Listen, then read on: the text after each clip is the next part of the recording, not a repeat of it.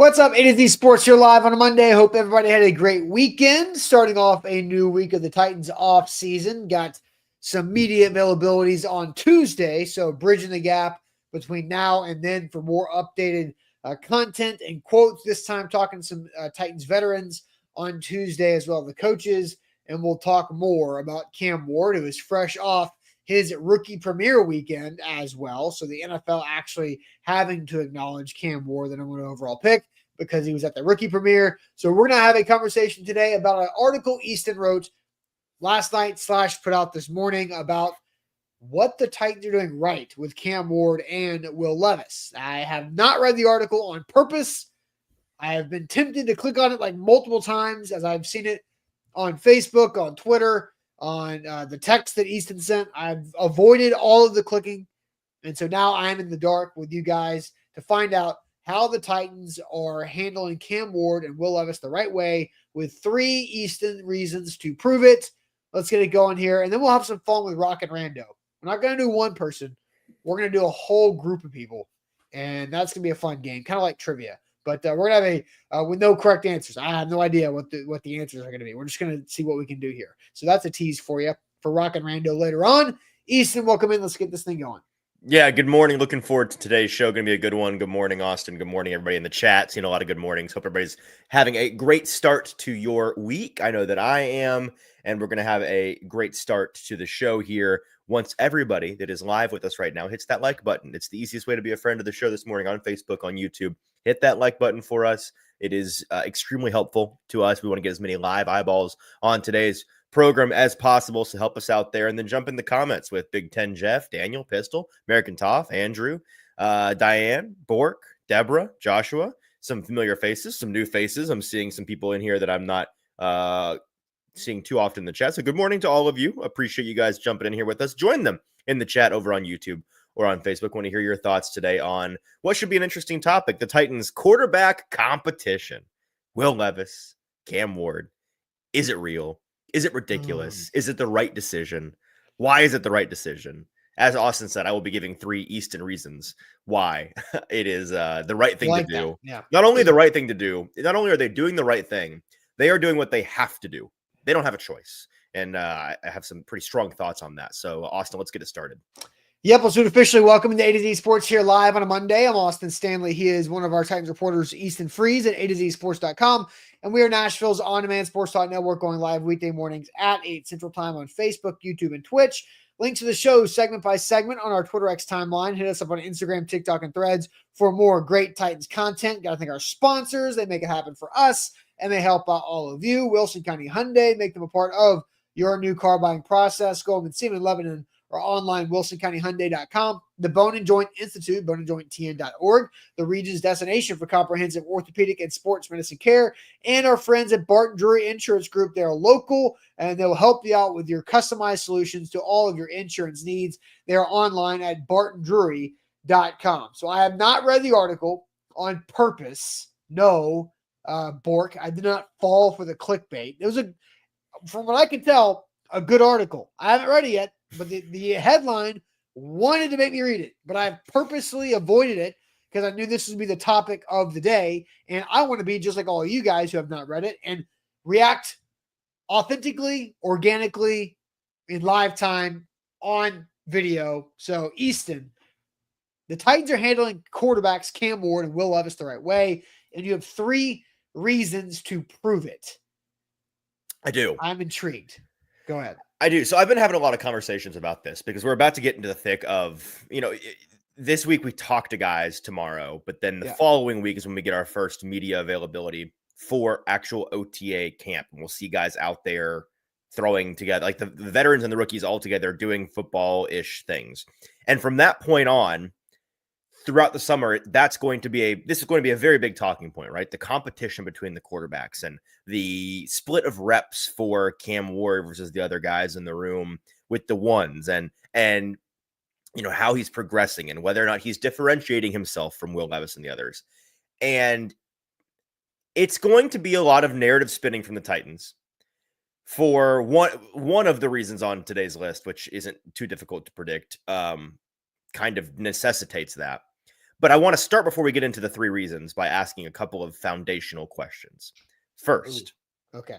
This is where my mind went first to ask the chat, but we're not even going to ask the chat because it's how confident I am that we're all going to have the same answer.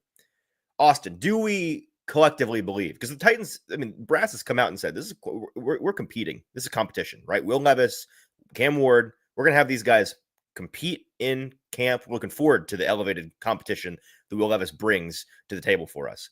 Do we buy that this is a real competition in any form? A competition for the starting quarterback job? For the starting job, for the week 1 job. Maybe maybe it's just to get the starting reps. Like, what is Cam Ward actually competing? Is he having to earn something right now? I mean, no. Okay. But I also think if he doesn't handle his business the right way, which Cam Ward handles his business regardless, every way. I mean, no, there is no competition for the starting quarterback job, but there's backup plans, I guess. Yeah, let me put it this way. Is there any part of you that believes this competition isn't rigged, right? Is there any part of you that believes that the ending of this competition isn't predetermined? Correct. The answer is no. Right. Of course not. Of course it's a rigged competition. Of course Cam Ward is going to win the competition, right? We can all agree on that. The chat is saying no. Okay, perfect. So we're all on the same page there. Glad we don't have to debate that this morning. There's a couple yeses in there, but I'm just going to pretend I don't see you. Second YouTube poll going up now. Second question. So these people that are saying yes, you're either trolling or you genuinely believe there's a chance that Will Levis is the starter this year, which I have, let's sit down and talk about that someday. The second question, Austin, which we are going to ask the chat, is a one word, right? What is the one word to describe how you feel about the Titans having a quarterback competition? What does this quarterback competition between Will Levis, Cam Ward, and the others elicit in you? So I'd like us to ask the chat that this morning, and I'd like to get your one word for your opinion of this not just the competition, but really the process. How them making it a thing, right? Right. How do you feel about this process by the Titans? Man, I was there's one word in the chat, so you go to that while I think of mine. You think of yours. I'm going to throw it to the chat here.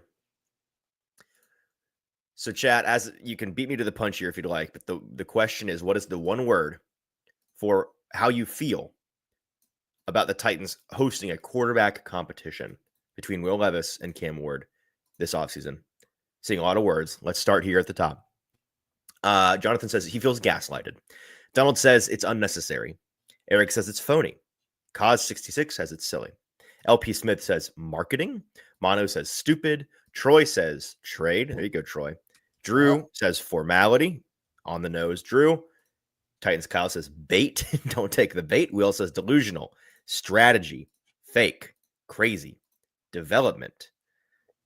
Measuring. Reasonable. Attention. Strategic. Meh. Standard. Pointless. Because we know who is starting.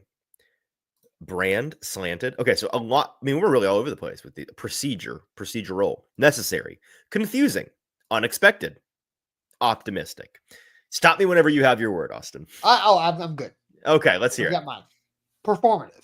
Performative. Okay, I like that. Yeah, it's a good one. This is not real. We know this. Cam Ward's the future. Cam Ward is also the present. Will Levis, if I were calling the shots, Will Levis wouldn't be here right now. Right? That's well established. Yep. So I don't care what the trade value is. I don't want Will Levis taking up a single rep or a single second of time from Cam Ward's development. And that is mostly the attention the coaching staff is having to give Levis more than like Ward not getting an extra rep or so, Right. Performative. This is they're just doing it because they couldn't trade him at the draft. Yeah. Yeah, I think that's a good word.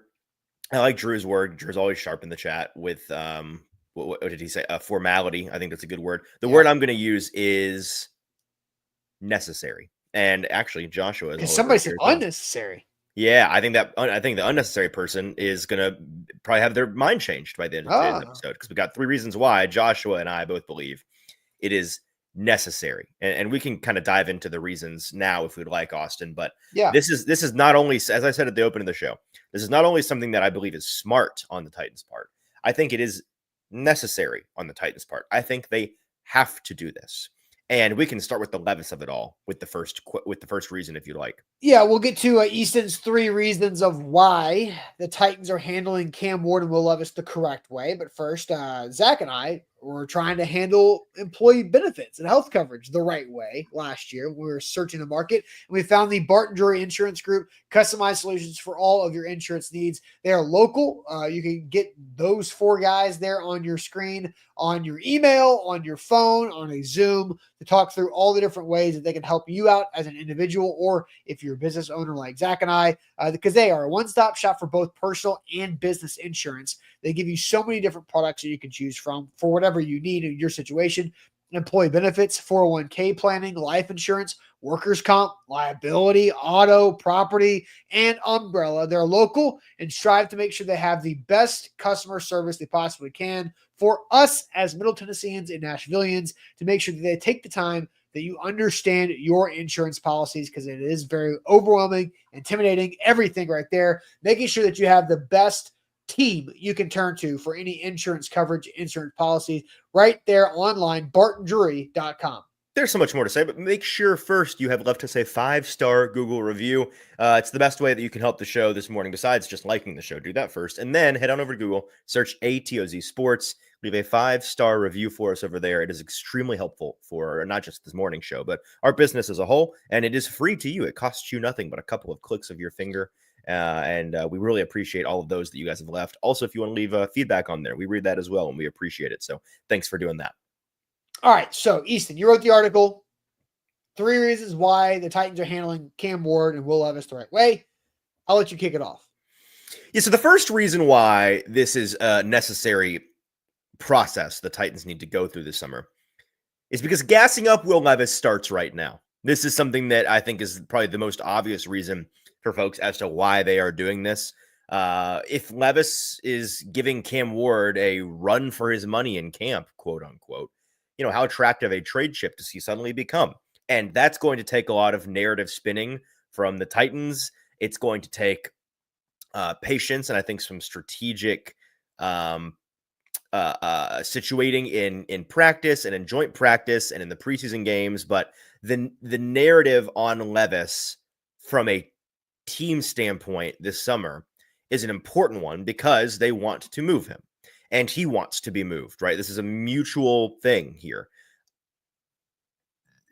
It has to begin now, because when they came out after the draft and were asked about whether or not they tried to trade Levis, and we talked about this at the time, that they said, no, we didn't try to trade Levis. Well, you had to say that, because if you say that you had tried and you failed, or you had tried and all the offers were baloney and they just were embarrassingly low, admitting that publicly, it gives away the leverage that you have, any leverage you might you're have. taking all of the leverage you still had. Yeah, and so now they have to build back up that leverage to be able to move him. And I think that there's also a waiting game element, right? We always know this time of year. This is not something the Titans are inventing. This is a classic procedure for when you have a quarterback that you think could be moved. You gas him up throughout the offseason. You wait to see if, God forbid, somebody gets hurt or a team suddenly becomes really desperate for a guy in August, and then you try to take advantage of that desperation. And so I think the Titans are going to do that. I think they're going to, talk him up as best they can until a suitor comes along. They're going to lean into you're going to hear all about the improvement that he made at Jordan's camp over the summer. And wow, this guy just mechanically, fundamentally, he's in a great place, much better than he was last year. They're going to have him out there at joint practice, slinging it to probably some better players than he otherwise maybe should in terms of depth chart, just like setting him up for success in front of the cameras. You're going to have him out there at preseason, slinging it, and hopefully he puts together a good preseason game or two. And they're just going to, you're going to hear so much bluster at the podium from Brian Callahan, from Nick Holtz, from probably even teammates, from everybody that can talk about it. Man, this Will Levis guy. Yeah, exactly. Actually, no, never mind. Cam Ward won't, because he doesn't care. Well, yeah.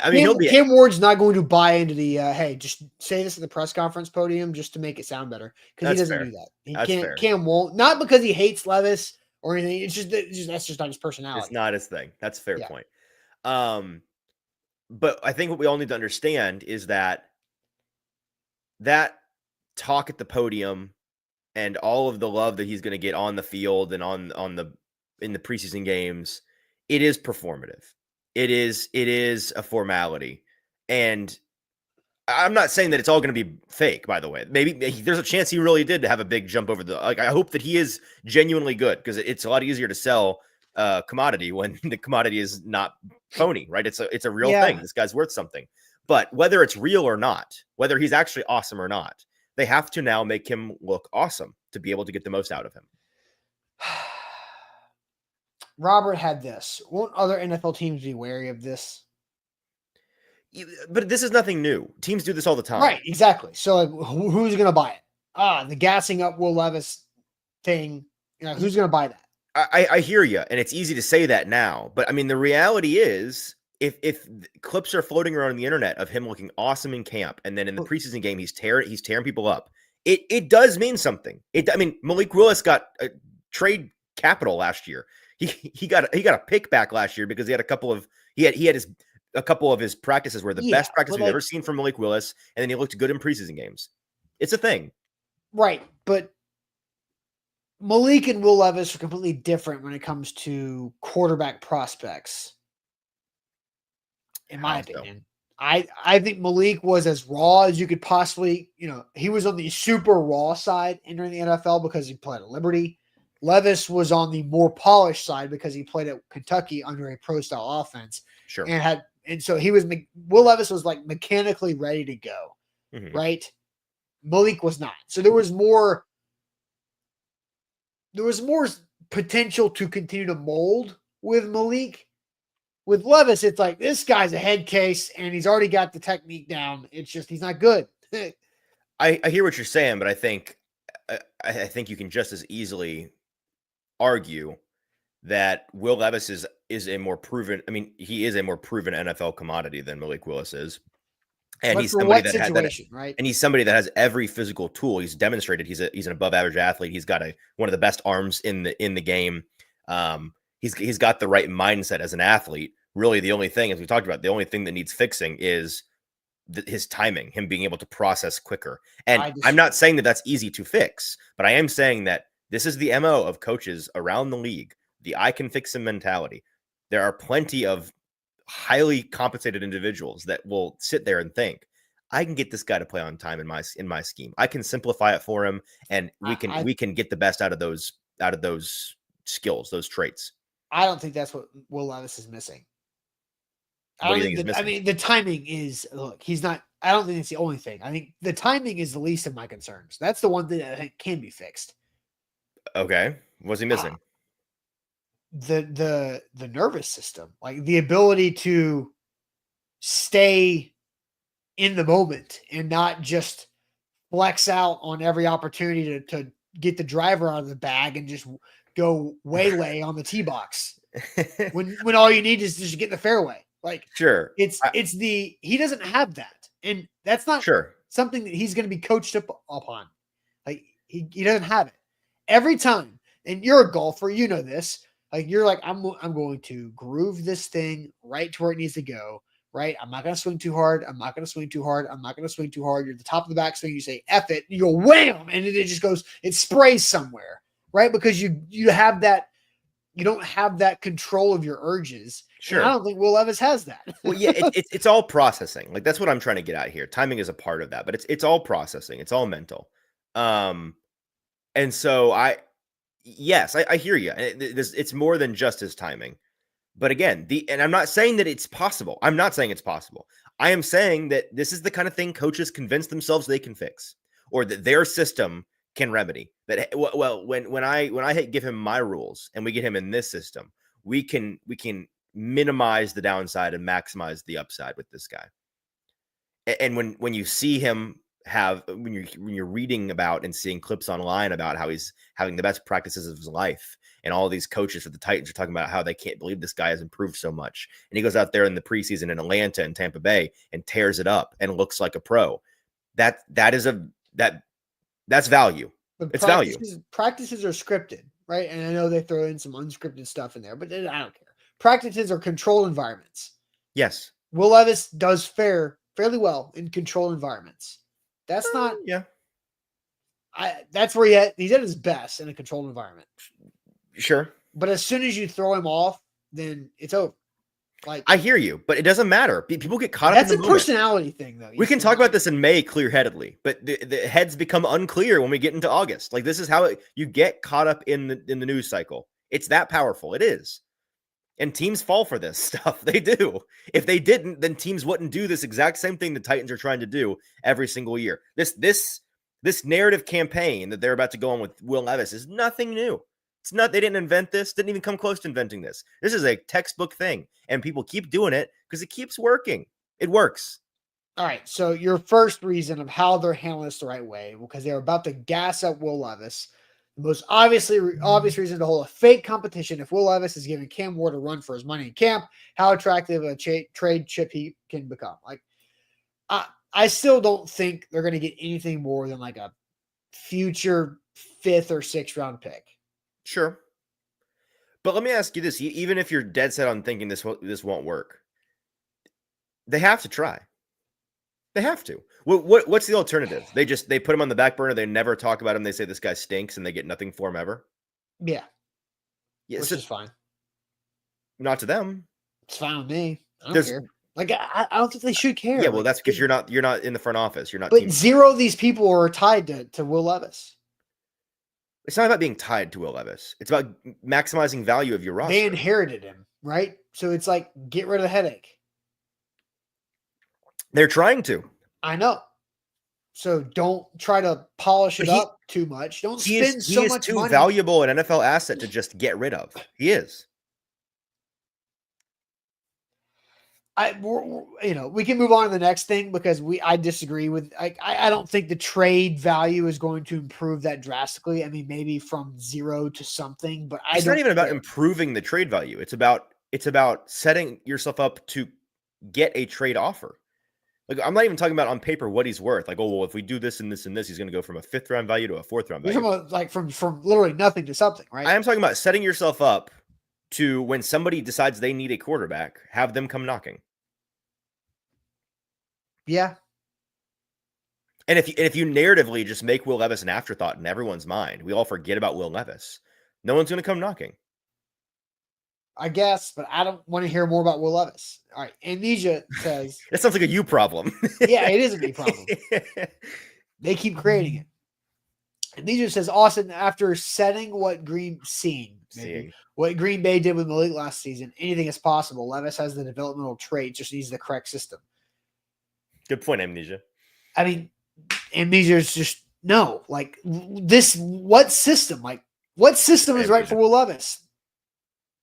The ACC is better for Will Levis.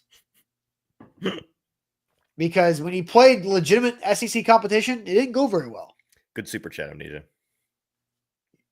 Yeah, I mean, okay. I just think it's Well, Levis actually did pretty decent against real SEC competition. He just did poorly against the Vols, and Vols fans like yourself just can't get that one game out of him. Go look at his stats. Go look at the big wins Kentucky had. I'm not talking about big wins. I'm talking about performing against SEC competition. And his junior year, he was on a first round trajectory and QB1 trajectory because he was awesome. This is a totally separate conversation, but man, it's crazy how much Volunteer fans in particular have retconned junior year Will Levis and just put that, because his worst game that year was against the Vols. And that's all they care about. Probably the only Will Levis game they watched, frankly. He was a really fantastic prospect He threw 24 touchdowns in 13 games, Easton. He threw 13 interceptions in 13 games, Easton. He threw for 2,800 yards in 13 games. You got any more general statistics to throw at me? I mean, you want to go back and actually watch the games.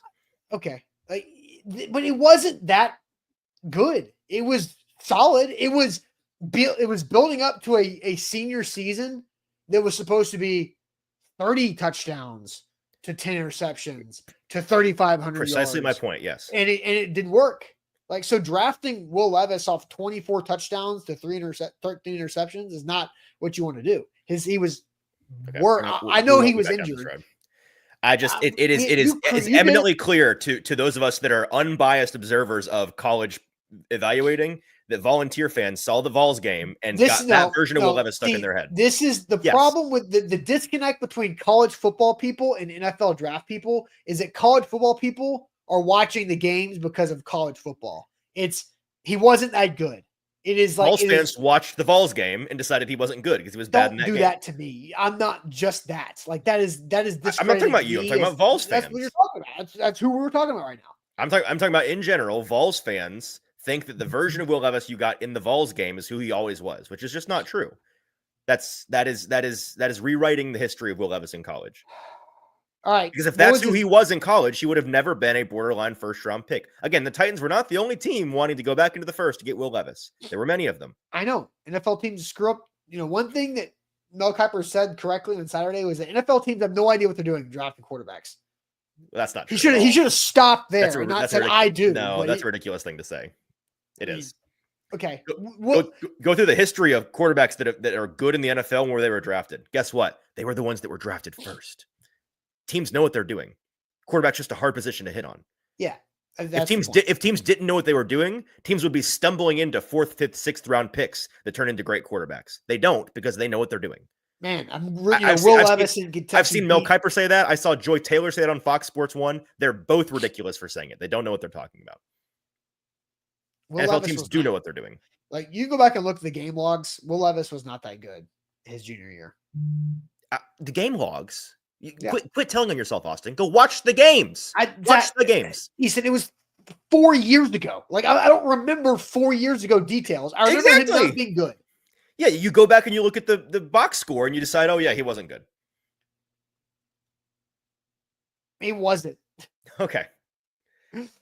He was. He really wasn't. He threw, let's see. I'm looking at the non-conference. How do I get it through your skull that reciting box score stats to me on the morning show about Will Levis junior year is not going to sway me? I am talking about watching him play his junior year. Yeah, but when a third of your touchdown passes come against Louisiana Monroe and New Mexico State, I don't care. Go watch him play. I do. He wasn't good. It was a mistake to draft him at 33 overall. Right. I'm not relitigating that. They better be glad that they didn't trade back into the first. Could you imagine that? Could you imagine that? Could you imagine if they actually did? Of course I can. They tried to. It's easy to imagine. Fired. They already fired the people. They couldn't fire them twice to make it worse. It's so stupid. It's so dumb. Like, so mad about this. Will Levis is not good. They should not waste any energy on him. No one's saying he is good. Who's saying he is good? Okay, anyway, let's move forward. So the second reason why Will Levis trying to get rid of him because he's not handled the correct way. Real quick, let me go through analytics. If you want to go through and analyze the season of Will Levis in 2021 Kentucky Wildcats and tell me why it's good or bad, you can do that with Lipscomb University Sports Analytics Program, a nationally recognized university with one of few nationally opportunities to become a sports analytics major and to get that degree, to get that master's degree. And you don't have to live in Nashville to do that. You can do that across the country. It is an online course that you can master the sports analytics world and use that to turn it into a career. And there's so many different paths you can take to get to the sports media business. This is one of them. This is one of those paths at Lipscomb University right here in Nashville, but also online across the world and across the United States, right there at Lipscomb University with their sports analytics online program. There's so much more to say, but first, make sure you've left us a 5-star Google review over on Google. Search ATOZ Sports. Hit that 5th star on the right, and then give us some feedback. I want to hear your thoughts on what you like, what you don't like about our website, about our show. We appreciate those things. We do read them, and it's free for you to leave for us this morning. Very helpful, so we appreciate you doing so. All right. Reason number 2, why they're handling the correct way. Reason 1 was to gas him up to get a better draft pick. So I understand that. I'm not disagreeing with that. But what's number 2? And again, it's not because they want to. It's because they have to. They have to. This is the situation they've inherited, right? Because these people did not make the decision to draft Will Levis. You have to gas him up to try to move him. You have to. Or else you're not going to be able to move him. The second reason is, well, which of these reasons I want to get to first? Let's start with this one. You need to avoid a case of Anthony Richardson brain. So let's talk about a couple of AFC South teams that took quarterbacks very highly in the past half decade and how they did things very differently. The Colts, when they drafted Anthony Richardson 4th overall, He was 20 years old. He was the fourth youngest quarterback drafted since 1950. Found that out in researching this, by the way. And when he set foot in Indianapolis, as I wrote here, I'm reading my own words, he was the man right away. He was handed the keys to the Ferrari without any resistance. And well, you've seen all the fender benders and car trouble that has ensued.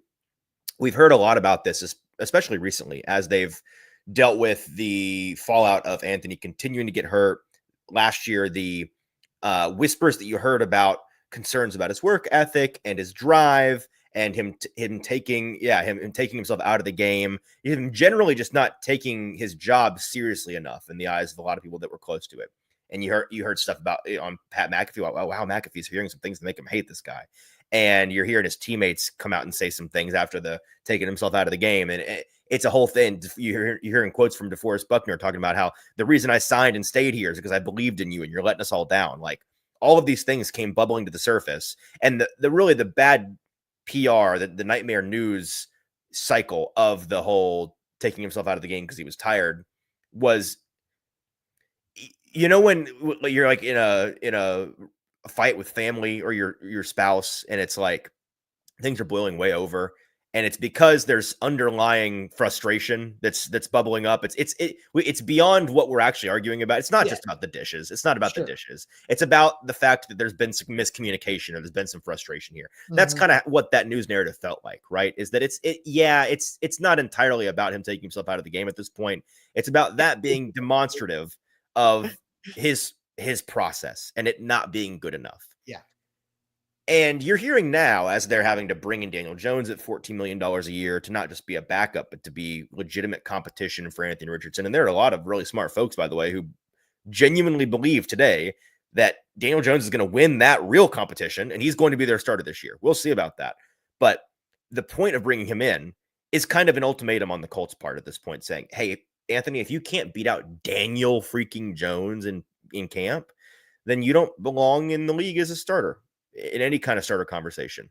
And I think that's a more than fair ultimatum, frankly. The reason they're in this situation, in part, not entirely, there's a lot of things that have gone wrong here, and the injuries are a separate thing. So it's not all this, but a part of this, Austin. And you're hearing Colts brass say this today. Man, we really wish we'd handled bringing him in differently. We really wish we hadn't handed the 20-year-old the keys just because he was the 4th overall pick and not make him earn anything, not make him learn from other guys in terms of the process and prove it to prove it to everybody, prove it to his coaches, prove it to his teammates. And that's something that they regret so much now that they're having to go to the lengths they're going to. The other team that I want to bring up as an example in the AFC South is the Jaguars. Do you remember how the Jaguars handled bringing in Trevor Lawrence? Do you remember that summer? Yeah, wasn't it Gardner Minshew and Trevor Lawrence? Big competition. It was the Urban Meyer summer of Urban. And I'm not here to tell you that Urban Meyer's process was good. That would be dumb and impossible for me to argue that. But what I am going to say is that if you asked every head coach in the league today whether or not that approach was the smart way to handle the first overall pick, almost all, if not all of them, would say yes, it is. So I am here to tell you Urban did at least one thing right. And that was to hold what was, they got a lot of heat throughout the summer for this because it was they were going hard in the paint for this. No, this is a real competition, guys. And we don't know if Trevor's going to start. And right now, Gardner's the starter and he's working to unseat him. But like Gardner's the guy and Gardner's having a great camp. And they were mocked incessantly in July and into late August. And they finally, the Jaguars did exactly what the Titans are trying to do. They traded Gardner Minshew on like August 28th to the Eagles. And that was the end of that. And then Trevor was the starter, as we all assumed he would be all along. Right. But that, while they were made to look kind of silly in the media, it was exactly it was a ridicule that was worth enduring because it's exactly the right way to go about this. It is the foundation upon this beginning. Like it is the foundation upon which these guys are building their legacy. And yes, I'm not saying that with Cam, the concern on this front is the same that it was with Anthony Richardson, for example.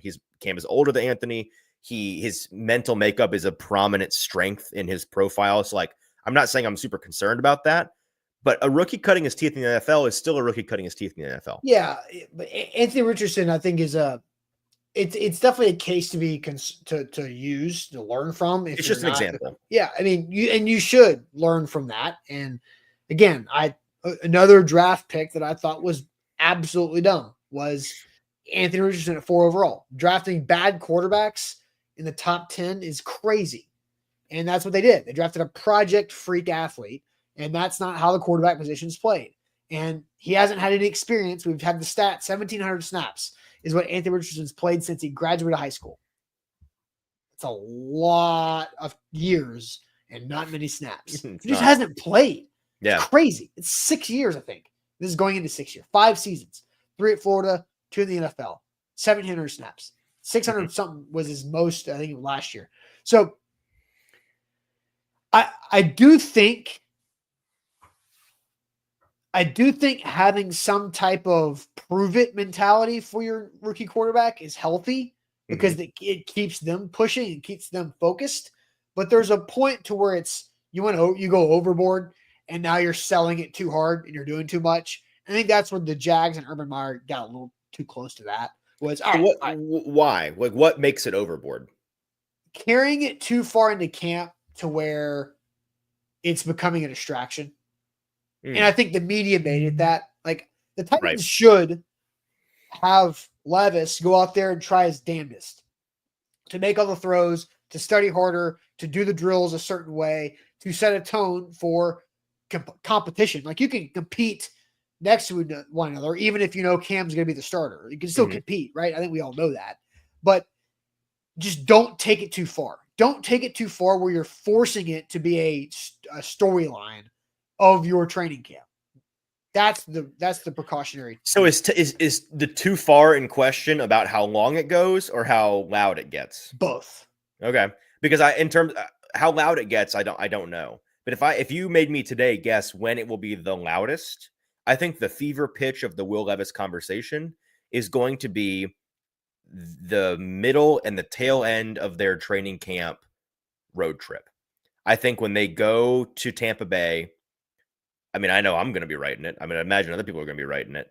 Tampa Bay remains the best landing spot for Will Levis, as we've talked about on this show a couple of times. So I think it's pretty fitting that you're going to see him down there in Tampa Bay against Tampa Bay in joint practices, and then they're going to play, and he's going to play a good bit of that first preseason game against Tampa Bay, and then they're going to go to Atlanta. And by then, whether Kirk is there or not, maybe makes things interesting there. Yeah. I kind of think Kirk won't be there by then. And he'll be probably tearing it up in that joint practice. And then I would imagine he may play all of that second game. He may be the starter for all of it and go out there and tear it up. And so I think that 8 or 9 day stretch is going to be when we're talking about Will Levis the most. So is that too far? Because that's going to be mid-August? Yeah, it's getting too close. Okay, well. But I agree with you. The reasoning being another NFL team's involved in practice. And it's the team that we think is the best fit for him. Yeah, but like, I do agree with that. I just think it's where it falls on the calendar is unfortunate for the timing of everything. I mean, narratively, that's going to be perfect, though, right? Like, if they go out there and it's Baker and it's Will and it's Cam out there on the practice field, and we're all coming away from that practice saying, man, Will is light years better than anything they have behind Baker. I mean, these scrubs in Tampa Bay behind Baker. That's true. That's true. But but you can still do that without it being a fake performative competition. Right. It can be about Will, not about Will and Cam. Yeah, you can make it about Will Levis being better and being opportunity for somebody to significantly upgrade their backup situation. But when you're talking about Cam versus Levis, that's when it gets too far. Okay. Well, that's option that's reason number 2. I do. Yuri says Austin wants Levis gone today. Oh yeah, I am like. Well, it's a day ending in Y. Yeah, I'm like 4 weeks overdue. We're about 4 weeks past the draft. This is too long. Don't insult our intelligence, Coach Wills. How are we insulting your intelligence? He may be responding to somebody else. I don't know. No, okay, I hope so. All right, we have a third reason. Yeah, we have a third reason. Get to that? I'll let you get to it. All right. Right now. The third reason, if I can find it. Here we go. Earning the locker room's respect. This is one that maybe is less obvious, and it's similar to the second reason. But just because the competition is for show doesn't mean it doesn't mean something to the veterans on this team. When the young guy comes in and is handed the reins and is made the guy. Obviously, being the first overall pick has some weight to it. You carry some gravitas. And it's not like you come in and your teammates are all inclined to like not like you and be like, this guy thinks he's the main. Like, no, they're supporting you. But what's healthy for a team is for the guy to be respected, and respect can't be manufactured, right? Respect has to be organically earned. And so a guy like Cam or anybody in this situation needs to come in, and you need to earn the respect of the 7-year offensive lineman who's putting his body in the way of monsters, to protect you on every play. And the same goes for, the 10-year veteran defenders who are out there giving 110% to try to get you back on the field because they're believing in you to go and win the game. Not all veterans take super kindly to a kid walking in the locker room and just being handed the reins and being told that, hey, in the locker room, everybody, you answer to this guy. You follow this guy's lead. That guy's got to earn the right to be followed. And so even though this is a phony competition, him going out there and competing and earning his spot on the depth chart ahead of the other quarterbacks, that means something to the rest of the team. It means something to the locker room. And I think it's the healthiest way to go about building organic respect for the guy that you need everyone on the team to respect. I agree with you, but I do think that can be done without Will Levis being there. We're right back to it. That right? Well, first of all, I don't think they feel like Will Levis has to be there because again, if they could have moved him on draft day, they would have. They would have. So it's not like they're like, well, we got to keep him around. And if they get a trade offer on the first day of camp for Levis that they like, they'll ship him off. Like it. So I think going to all of these things, I guess the one thing that Will Levis, this one, obviously they're trying to get something for Will Levis. So that makes sense. The Anthony Richardson thing is having somebody on the roster that can actually play an NFL game as a starter and like has to be taken a little bit seriously. But it's about him being wired the right way, right? Wiring your rookie the right way. But I also think, I think part of the reason why they liked Cam Ward enough and wanted to fall in love with him to draft him is because of how he's wired. Absolutely. I feel like that's almost a prerequisite to drafting the guy with the number 1 overall. I agree, but it's you still. I mean, like you still have to execute it. Just because it's a strength on somebody's profile doesn't mean that you as a team don't have like. What's an example? Like if a guy's strength is his ability to drop it in a bucket down, like Michael Penix, great deep ball, right? We saw it in college. Yeah. He comes into Atlanta. That doesn't mean the coaching staff doesn't need to practice the deep ball. They need to lean into making him even better. Like let's strengthen that strength. And with Cam Ward mentality, like you can be, I think the best you can possibly be coming out of college in terms of your NFL caliber mental makeup is nowhere near what the best guys in the league are. Does that make sense? Like, I do think Cam Ward is one of, if not the best when it comes to, man, this guy's got it. He's just right between the ears. Natural. Yeah. And yet I still think he has a long way to go to get to Patrick Mahomes mentality or Joe Burrow mentality or Josh Allen mentality. And so the faster you can get him to that, the better. I mean, I will say, if your goal is if one of your goals is to have the locker room full of grown men with families buy into Cam Ward, then having him right next to Will Levis and seeing the difference in those two comparison, that's pretty good. So they do need Will Levis, actually. That's a good point. You don't need him. No, it's funny. It helps, yeah. Right. So it's always good to surround yourself with people that make you look good. Yeah. But that's not Cam's choosing. That's the people who drafted Cam choosing to prop him up a little bit more. Well, yeah, I do want to respond to this comment because Will Dodson says Austin looks like he has no interest in Easton's conversation. No, I'm just losing my battle with pollen today, so this is why I look the way that I do. It sounds the way that I do. I'm sure I sound awesome. We know you're fighting. It's not. It's not as bad as it's been the past couple. Yeah, God, man, I'm just last week there were some tough ones. Yeah, oh yeah. There have been. It's been brutal. Welcome in. It is a morning show. Don't even start. Don't even start. But all right, we do have some super chats to get to, so we'll get to those super chats here. But first, I'm going to tell you guys about our friends at the Bone and Joint Institute, boneandjointtn.org, the region's destination for comprehensive orthopedic and sports medicine care. Whenever you get hurt in life, you have to know who you can trust, who you can turn to get that injury taken care of, to rehab that injury from a physical therapy standpoint. They've got all the best resources and the equipment right there online, boneandjointtn.org in Franklin, right off of I-65 and Highway 96, boneandjointtn.org. Hey, make sure you left us a 5-star Google review. It is very easy. You just search A to Z Sports on Google and then leave a 5-star review and say whatever you'd like. We really appreciate those, and they're extremely helpful for our business. So go over and do that. Thank you very much. All right, we've got super chats to get to. Amnesia comes back. He's got a couple of them. We'll get to them in chronological order.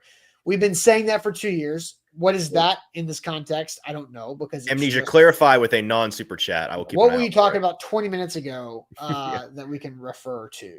Yeah. Elks, Big Ten Jeff jumps over, says Easton with another awful take. Will Levis sucked at Penn State. I was not talking about Penn State Will Levis. Junior year Will Levis was not Penn State Will Levis. No. And also, I don't want to get back into this, but something that ticks me off, people are like, well, he couldn't beat out Sean Clifford. Do you know how many guys we can talk about at the very beginning of their college career who could, who Joe Burrow couldn't beat out at OSU? You want to go through that list? You know what I mean? There are reasons to hate Will Levis and think that he sucked in college. The fact that freshman and sophomore Will Levis couldn't beat out Sean Clifford at Penn State, the guy that was older and more entrenched than he was, bad reason. Bad reason. You can do that with almost every quarterback in college ever. Yeah. Arch Manning couldn't beat out Quinn Ewers.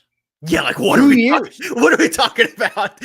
Quinn Ewers was an active terrorist out there on the football field, and this Arch Manning guy, who's the next coming of Jesus to the football, couldn't get in there. Must suck.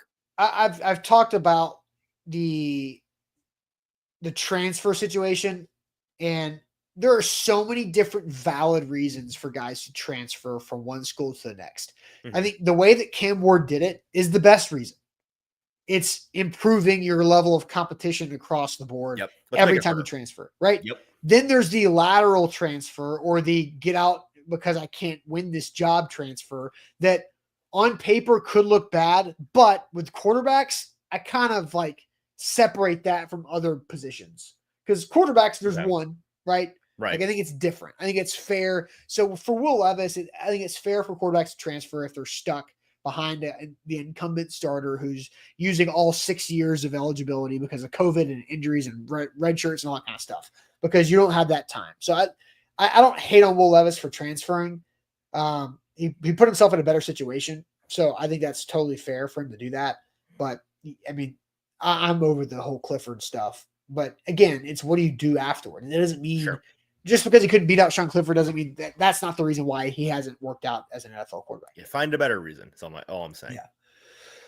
Yindis, this is not a super chat. I just thought it was interesting. Austin is as dumb as they come and chooses to go live every day and prove it to the world. Wow. What did I do to Yindis? And how am I as dumb as they come? There was one that ripped me a second ago. Lucas said Austin is mad 50% of the time because Easton's ego blows the show up in the first 20 minutes. Folks, it's not an ego.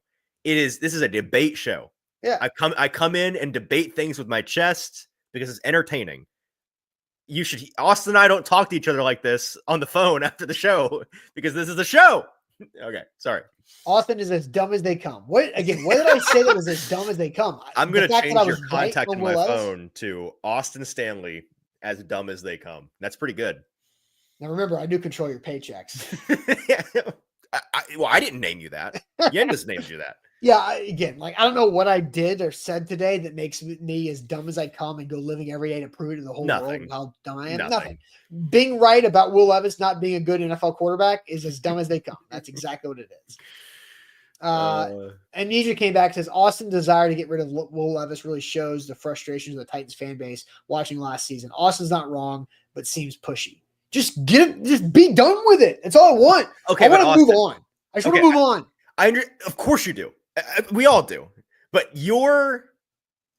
when you talk about the strategy behind managing Will Levis as an asset on this show, your emotion does seep into that.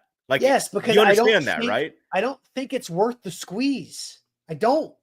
Everything's worth the squeeze. No, it's it's the not. NFL. No, it's not.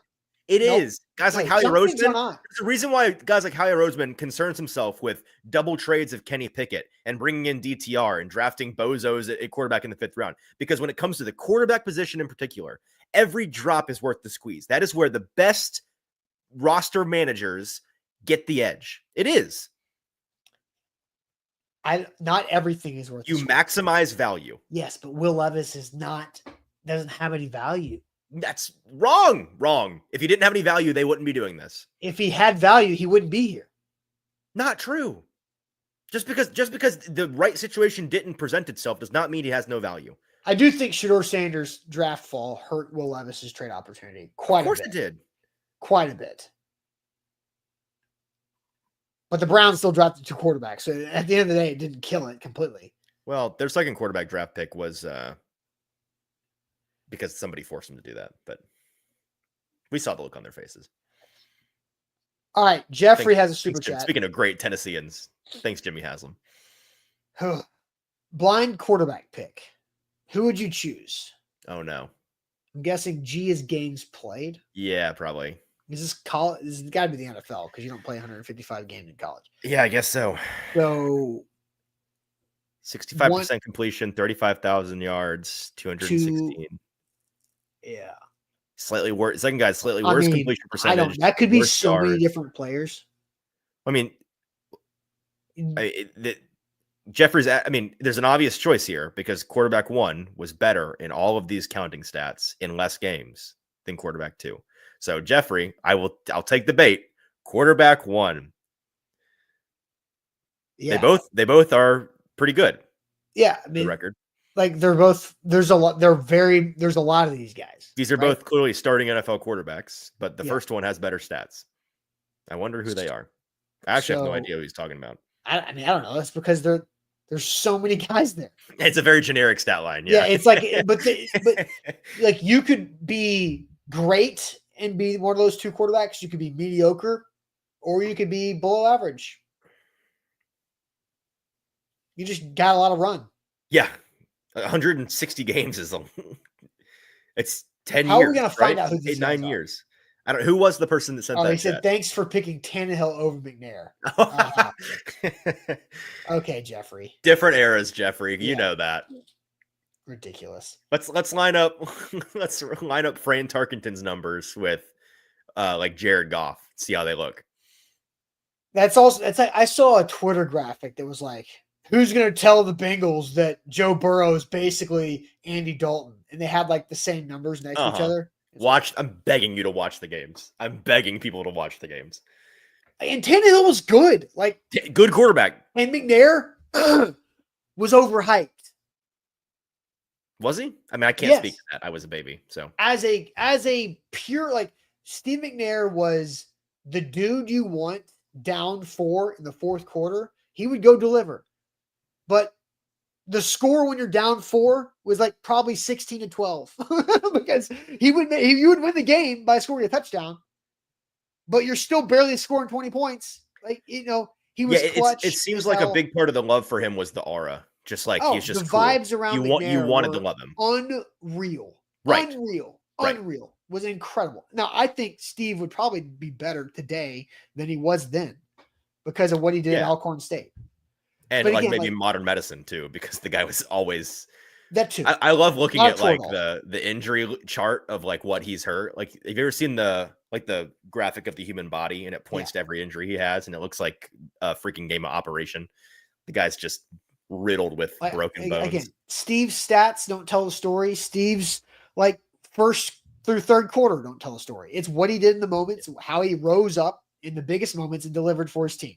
Yeah, he may have been overhyped, but he also played in the Super Bowl and won an MVP. So like co-MVP, yes, true, absolutely. And I was a big Steve McNair guy. Like, I also believe this. I'm not trying to get into it, but like if he was still alive, it wouldn't be as big. No, you're right. You're right. Because the legend grows when they are gone early. And again, he's still a legend. I loved watching Steve McNair. Loved him. Loved watching Steve McNair. Like the guy gave me so many great childhood Sundays. But again, I also can be realistic with he's not a Hall of Famer. Never will be. He shouldn't be. No, he's Hall of really good. Like, like Zach Randolph has his jersey retired by the Memphis Grizzlies. Right. That guy. Zach Randolph was a freaking dog for that franchise. That was awesome. Those were the Grind City years were great for the Grizz. There's something about a player who their specter is almost bigger their specter is bigger in town than they are. Like Zach Randolph meant more to he was everything for the Grizzlies. But just when like here. Right. He was everything, but then you zoomed out and it's like in the grand scheme of things, he is bigger for this team than he is in the grand scheme of the NBA. I think Steve was bigger in the NFL than Zach Randolph was in the NBA. But still, Steve meant more to Nashville and that Titans team than he maybe did to the league largely. Man. Do you want to talk about some other old NFL players? Well, Coach Bull says, I'm having a historic day. What else? I mean, this seems like a very normal show for you. I understand the Steve McNair take is very polarizing and usually disliked. But what else have I done? The today? Steve is overhyped take? Yeah. Okay. So I think you're right. I am right. I know I'm right. Well, you're having a historic day. McNair threw for 1 touchdown in the Super Bowl run. Maybe. I don't remember specifically. Okay. But yeah, I mean, the numbers weren't great, but that's not what Steve was. And I also respect that. He was a gamer. Dude was Steve McNair was the first one to have that dog in him. The original dog. Yeah. He was the first one to have it. All right. Are you ready for something fun? Rockin Rando. I'm looking forward to this. We've done Rockin Rando for roughly 3 or 4 weeks. And normally I or Zach show a random player on the screen and we try to figure out who that is. My goal is how can I get the most popular player that Easton might not know because of his age. Jake Delhomme, you got it. It took you a while to get there, but you got it. This one's going to be a little different. I'm going to go NFL rookie premiere from 10 years ago. And we, as a group, without Googling, are going to figure out if we can get it right. But first, I'll tell you guys about Wilson County Hyundai, wilsoncountyhyundai.com. That's where you should go for your new car buying process. They've got you covered right there. Payne Bone does a great job in Lebanon to help you save some money, get a great ride at wilsoncountyhyundai.com. Easton, are you ready for the 2015 NFL rookie premiere photo? I'm looking. Yeah, let's see. We're going to see how many of these guys we can get correct. And I do not want you guys to Google because that's no fun. Yeah. Yeah. Let's see if we can there are 3 Titans. We will be able to get the 3 Titans. And I knew the 3 Titans out of the gate. Marcus Mariota, top center. Easy, right? Dorial Green Beckham, top left, 17 right there in Titans, dark blue. Yep. And then down in the right, second row on the far right. Do you know who that is? Oh, he's wearing weird that they put him in a different color Titans jersey, isn't it? Yeah.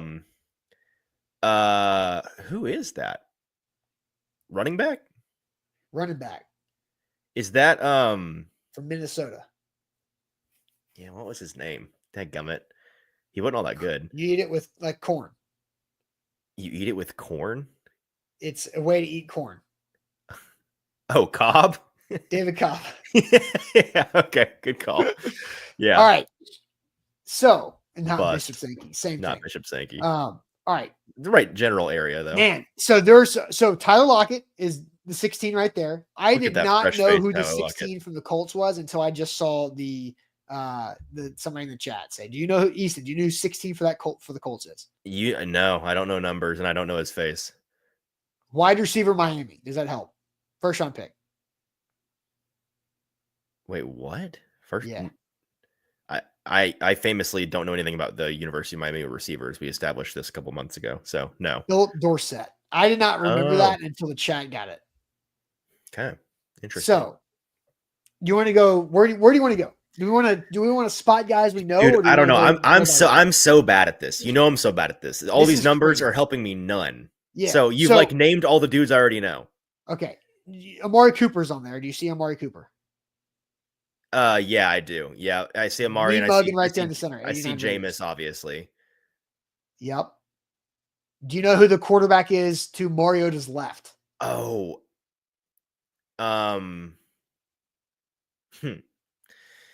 Yes, what's his name? Like I know he's a quarterback and I recognize his face.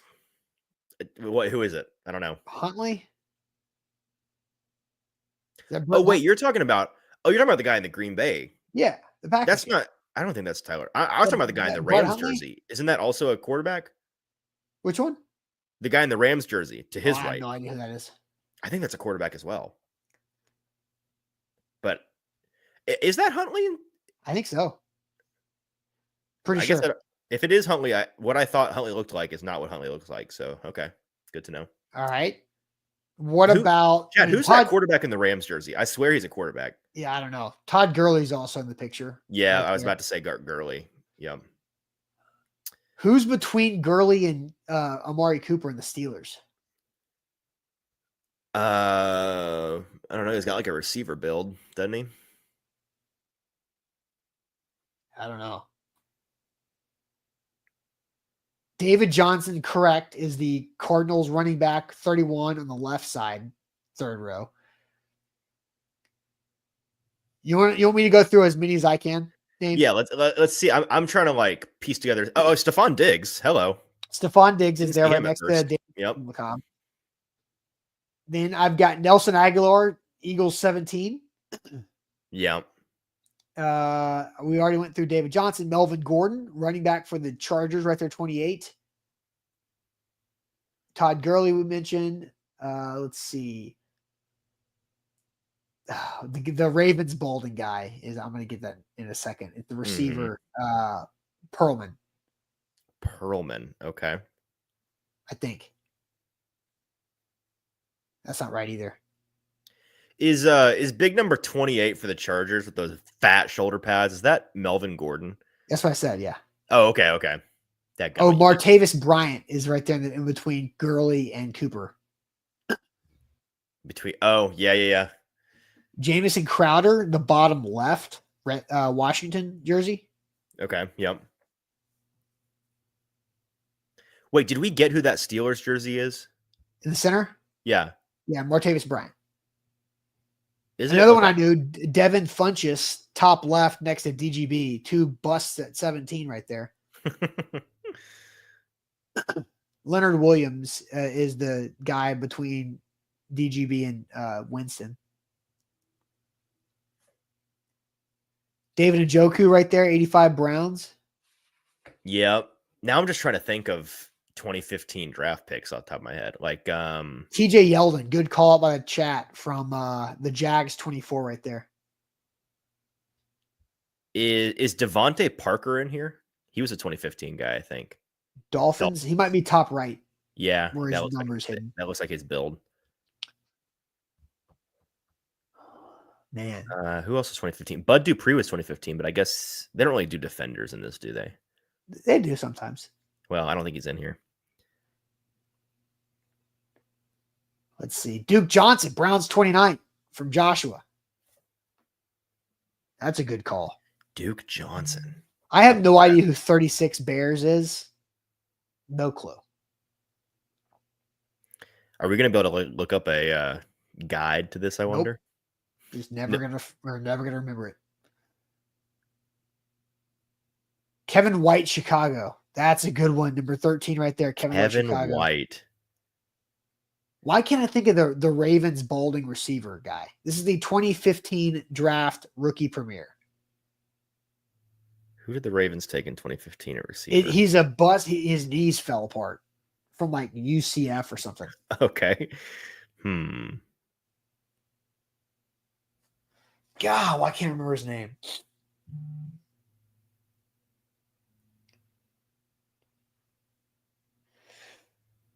Oh, it's gonna drive me. Brashad Perriman. That's it.